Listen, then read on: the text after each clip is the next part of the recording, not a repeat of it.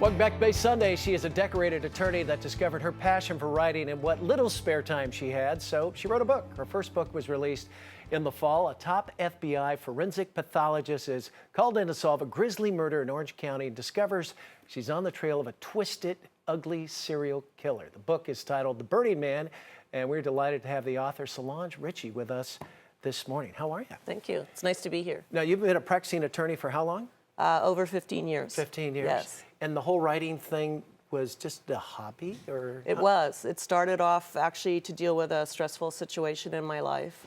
Somebody very close to me died, and so it was just a way to exercise the creative juices on the right side of my brain, and never thought it would land with a publication deal, but here we are. That was your husband, right? Yes, my your first husband yes. passed away? Yes. Started writing, and you did this in your spare time? Yes, yes. I would wake up at 4 o'clock in the morning and write till about 8 in the morning, get ready to go to work.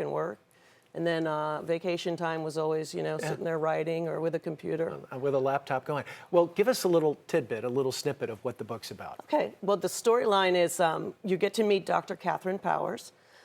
She is an FBI forensic pathologist who's literally at the top of her game.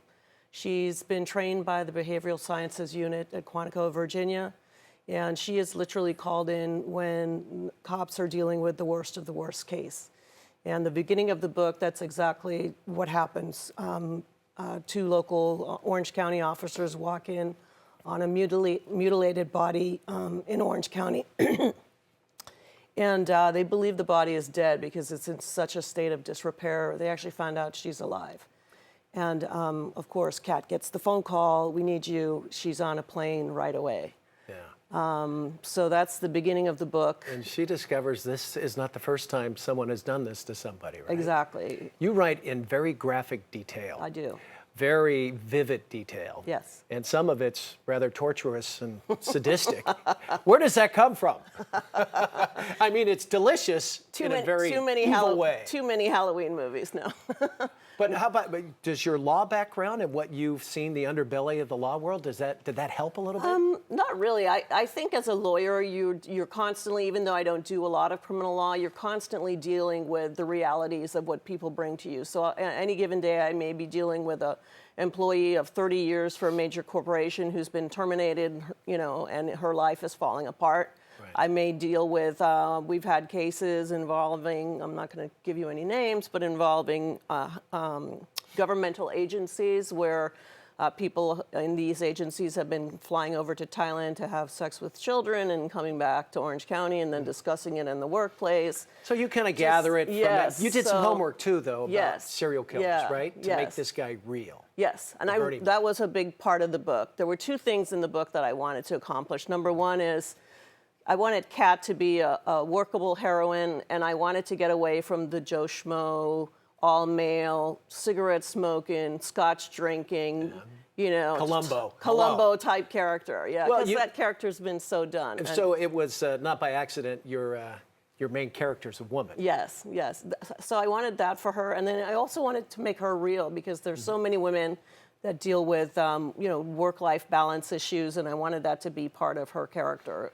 And then the second thing in the book that I wanted to have happen is for the serial killer character to not just be a stereotypical character. I wanted the reader to actually understand a little bit about his psychosis, what makes somebody like that tick. Not just hate him, but understand where he came from. And not for empathy's sake, but for to have, I think if you have a protagonist who's real, you have to have the antagonist who's also real. It's based in Orange County, yes. Laguna Beach, a lot of the scenes. Yes.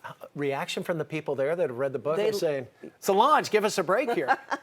No, they actually love reading about, Doheny Beach and Ortega Highway and all these locations that they can visually see.